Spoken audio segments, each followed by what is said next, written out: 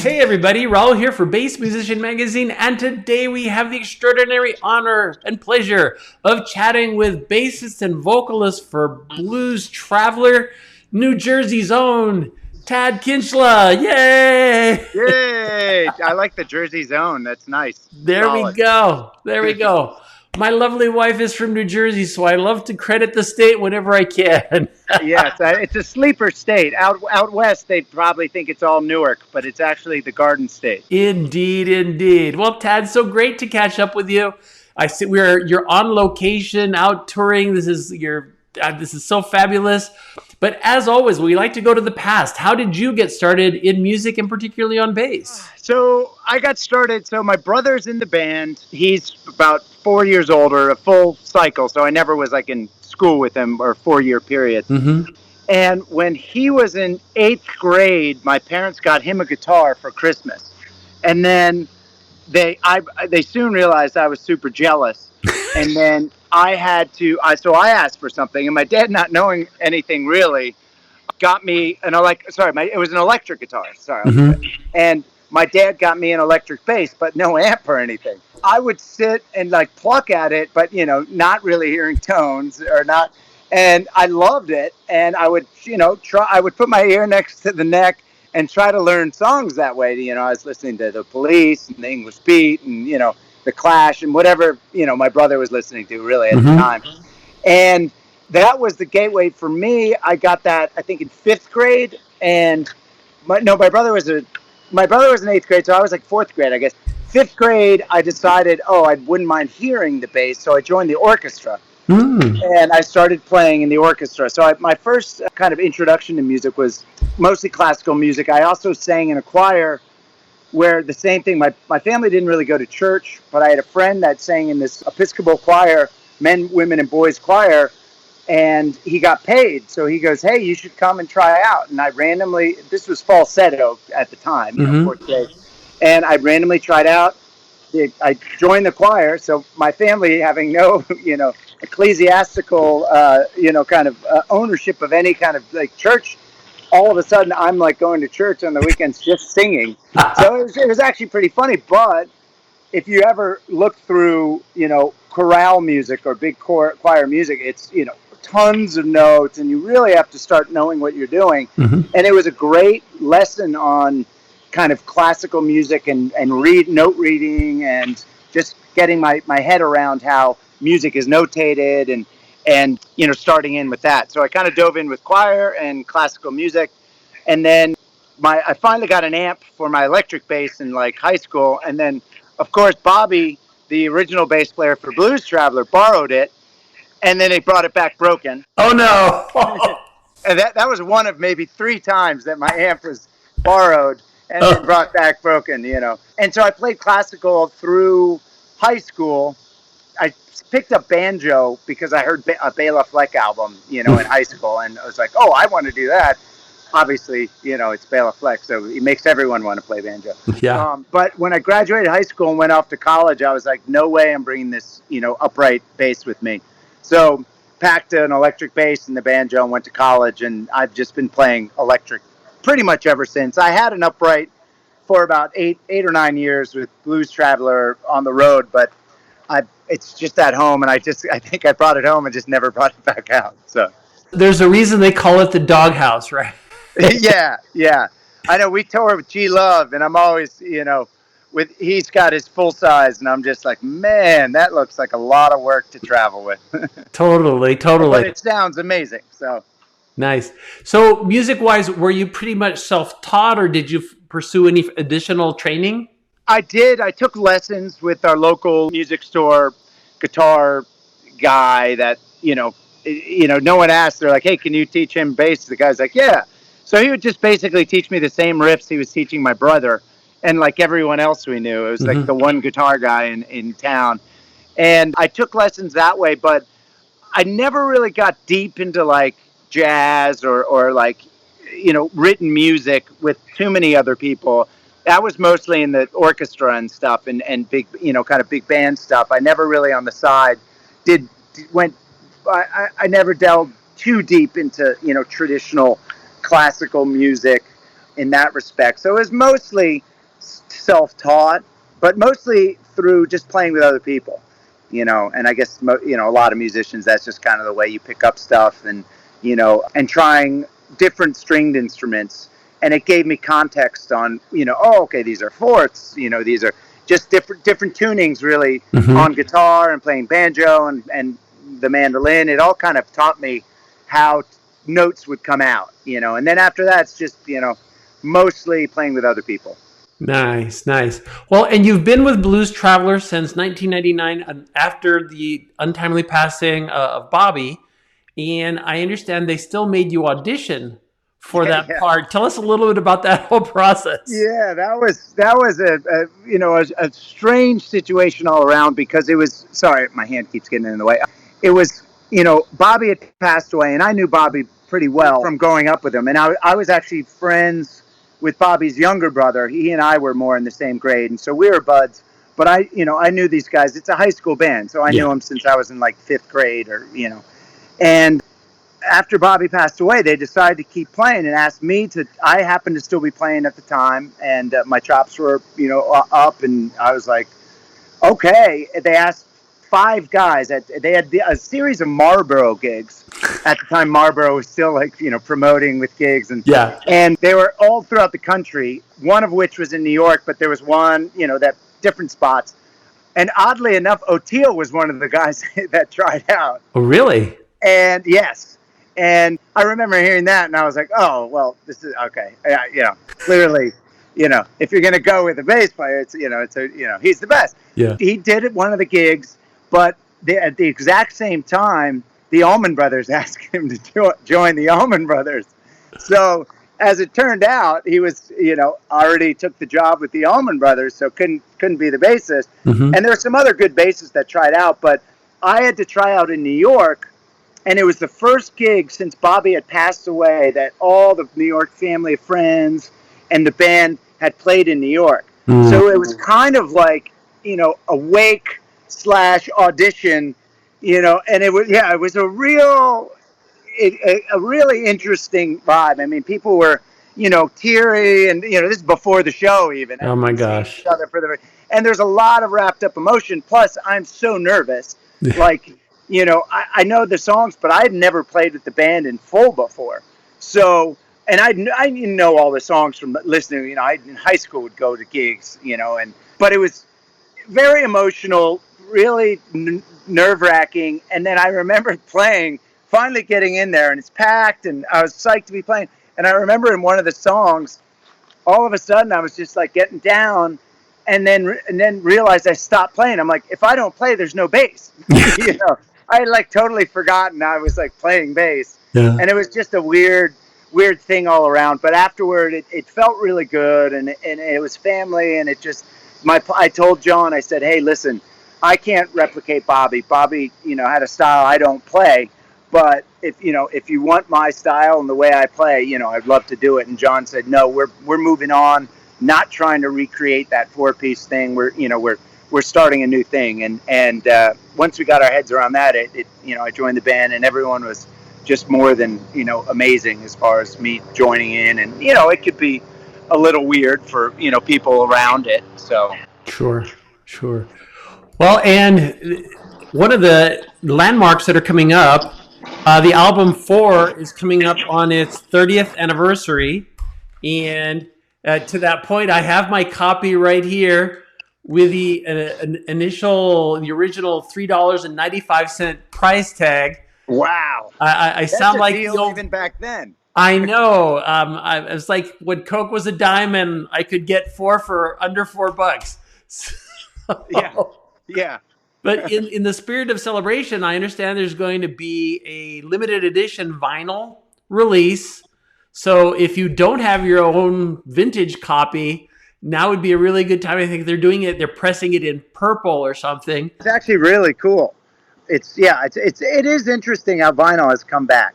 I find it's my kids who are 11, know about it, but I've showed them a cassette and they had no idea what it was. It literally was like, what is that? Crazy.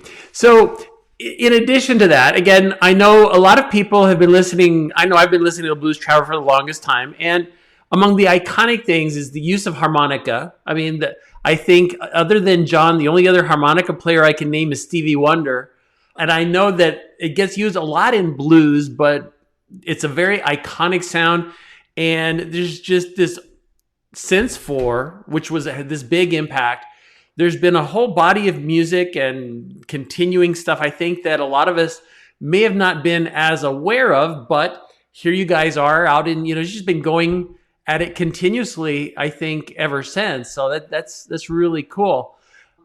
Probably one good question we'd have is, how are you getting your sound? What gear are you playing on? To your point about the harmonica, it's a very, unique sounding instrument, and the way John has melded it from a blues focus to being like a rock instrument, and try, really Jimi Hendrix was his idol, and so trying to make notes as quickly and kind of fluid lines like that has really been, pretty fun to play with over the years, and it's a pretty interesting thing.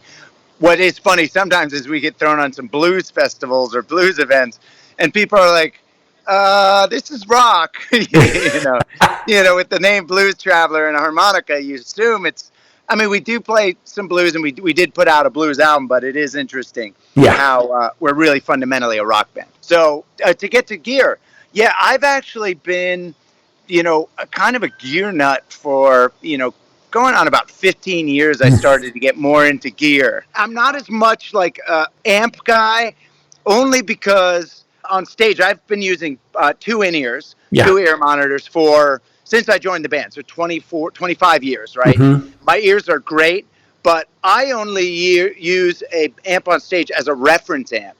We don't mic it, and I don't run DI out of the head.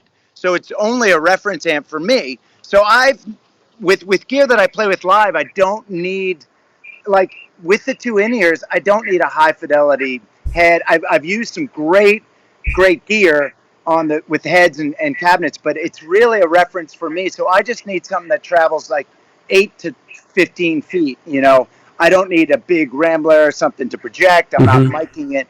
So most of my gear nerd stuff is pedals and basses and everything that has to do with, setting up a bass.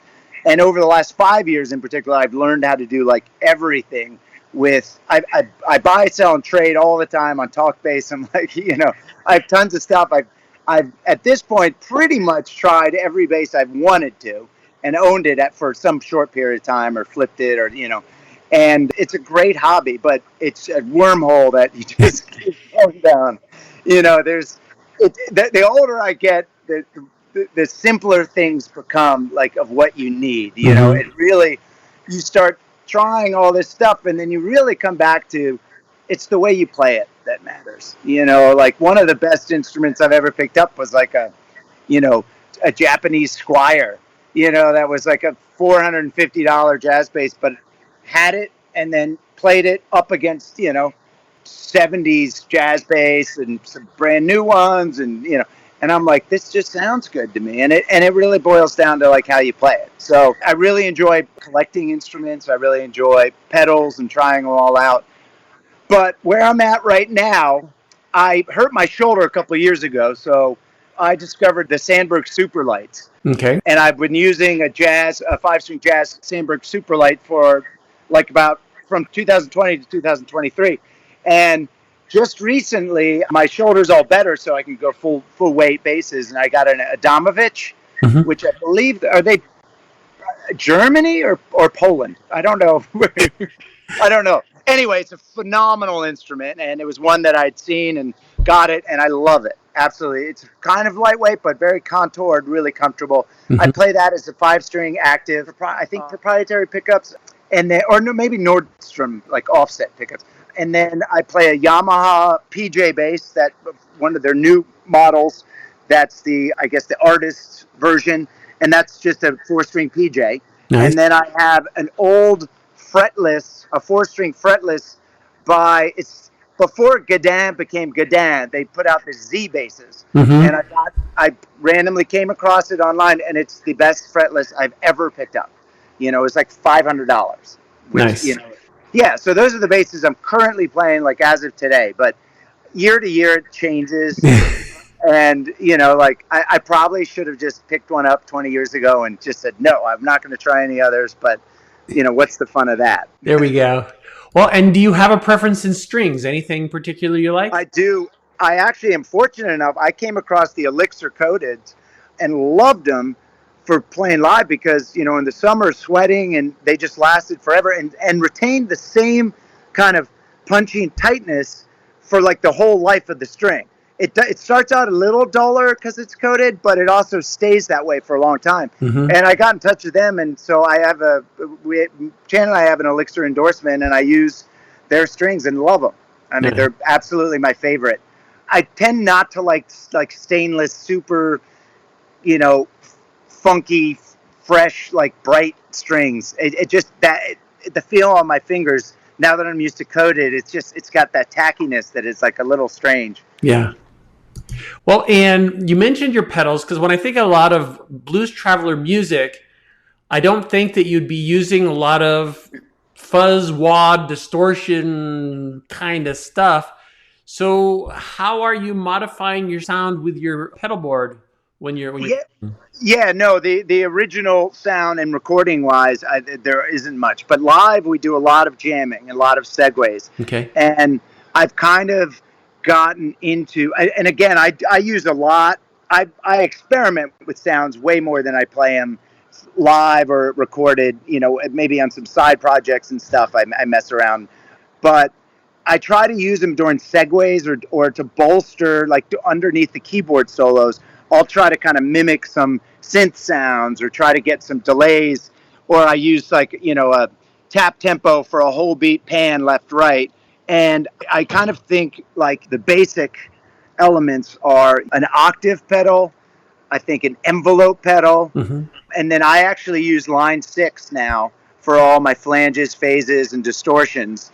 And I try to run it, so that it's a send out, so I could put a little pre and a little compression on all my patches. But I love the line 6 just for its simplicity, putting everything into one box. However, it does not track the octaves or the there are certain pedals that are just better. It's really an ultimate tool for a guitar. 25% of the line 6 stuff is really applicable for bass. Yeah. And I think they would agree with that. Gotcha. Well, and again, pedals are a whole other rabbit hole that you could. Oh yeah.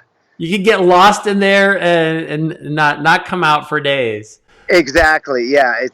And it's kind of fun because I kind of use pedals as practice. So at home I'll get some like great sound going and then just start into the looping and then build stuff out of that. And out of that are born some really good ideas, and out of it is just total self-indulgence. And I call my wife or kids in and they're like, what is going on? They'll be reversed, like slowed up stuff, and they're in a time warp and they're like, okay, Dad, see ya.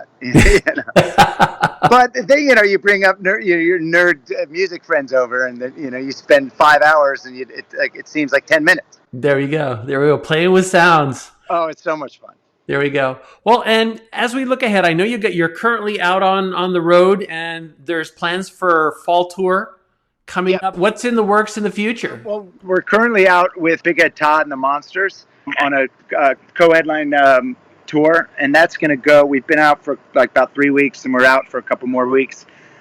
We were out with JJ Gray at the beginning of the summer, and then we did a stint in Cali with Humphreys McGee. So we've been, busy kind of doing co-bill stuff. In the fall, we're going to just be out with ourselves. We're just us with some openers, but just kind of theaters and stuff like that. And for right now, that's we have that kind of through the winter with where we're doing a cruise, a 90s cruise, I believe, in February. I think those tickets are all out there, which will be really interesting because as of yet, we haven't really gone into the full scale 90s stuff. We've done a couple tours with Sugar Ray and Bare Naked Ladies and Smash Mouth. That was like a 90s vibe. Nice. And then we did Train and Jewel 2 summers ago. So we've kind of dipped into the 90s thing, and it seems to be coming back. I mean, we've noticed that there's a resurgence in the interest in 90s, music, and especially in like kids fashion too nowadays. I look at stuff and I'm like, I had that outfit in 8th grade. You know, and it's but yeah, so we're playing through, and there's if we've been so fortunate to be able to play and tour every year that it's sometimes you just got to pinch yourself. We're still doing it and happy and healthy and enjoying the playing, and it's really we're blessed to be able to say this is our living. Nice, nice. Well, and if I remember correctly, the last album was Traveler's Soul 2023. And again, that hasn't been very long. Any plans for any additional album? Yeah, right. Like, so the last two, we did a blues album, and then we did like a soul album of Mm-hmm. covers. The blues album, actually, we got a Grammy nomination for, so it was actually, very rewarding, and it was fun to play blues, and to kind of gauge it up against, legit blues. Still kind of fell short, but I'm sure I'm a little more self-conscious than, like the white posers from Princeton, New Jersey are playing blues, it's a tough one. And also you're dealing with such classics. So it was, there was a lot of deference put into that project. Right now, most likely our next project will be an original. There is nothing no dates are set, but probably going to be doing an original album. Very cool. Yeah. And if people want to know where to look, they can obviously go to your website, bluestraveler.com. Yeah. And on social media, if they just look at Blues Traveler, pretty much you guys are all over the place. Yeah. We do the best we can for being some older dudes that don't really do social media. My brother's in this big social media kick, so he's trying. But for years, I tried to get these guys on because I was kind of, super crafty with a lot to do with the, computer stuff, and they're just nothing. So I kind of gave myself about 5 years ago, I'm like, I got to get out. It got very complicated, and I was like, I'm going to take a little break, and I've been enjoying this siesta from social media, just being affected by it, and but now, there's some cool stuff. We try to share what we can. I mean, we obviously could do better, but it's not us to be, there's only so much that's worth sharing. But there's some good moments. Indeed. Well, Tad, we appreciate you taking time from your busy schedule from the road to chat with us. We're looking forward to all of the new things. Again, we're very excited about 30th anniversary of 4. Pretty cool. It's solid. I love hearing it to date. So on that note, folks, you've seen him here on Bass Musician Magazine, Tad Kinchla. Yeah. Hey, thank you so much for having me.